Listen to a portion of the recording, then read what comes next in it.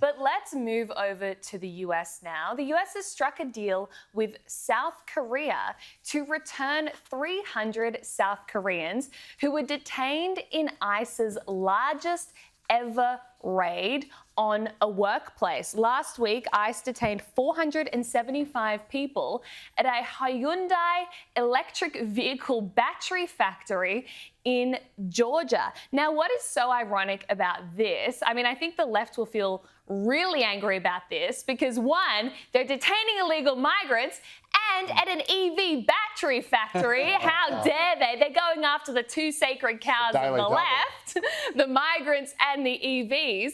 But what is particularly ironic about this is Hyundai was given over $1.6 billion in tax concessions to open the EV factory in Georgia so they could employ thousands of locals in the factory. And what did they do? They employed hundreds of illegal migrants. And so I think this is the right step. This is exactly what they need to be doing. And Trump needs to be reminding businesses that actually there is law, and just because you're a big global company doesn't mean you get to flout it. Yes, and what I love about this in particular is it proves the point that many of us have been making about, migrants taking jobs that could otherwise be filled by citizens or natural-born people of a particular nation. We talk about this here in Australia as well. If there is an opportunity, and I'm not saying it's necessarily a legal opportunity, but if there is an opportunity to find someone to do a job cheaper than they would have to pay someone who was born in that country, businesses will often find a way to do it. And you will well know that I'm a full-blown free marketeer and I'm a capitalist and I believe that the government should get out of people's business. But there is a problem with the way that some capitalists perform capitalism in the world these days. And this proves that even when you get a government subsidy to say you will employ local people, they will go and find, if the opportunity arises, a migrant who will do your job cheaper. Businesses will absolutely do it, and this proves that case. It's interesting, though, with this case now, Joe, that they've done this deal with South Korea to send them back, but they have to work out whether or not they just sort of let them get on the plane and go home, or whether they are deported. Because if they're deported, it means there's all these rules that they can't come back and you'll be banned from the country and all this sort of business.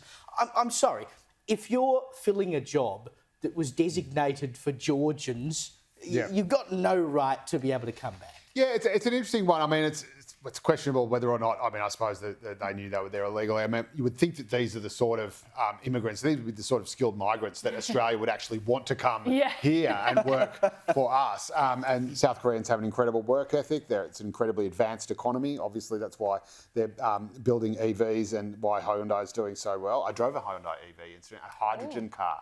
How was it? It's called.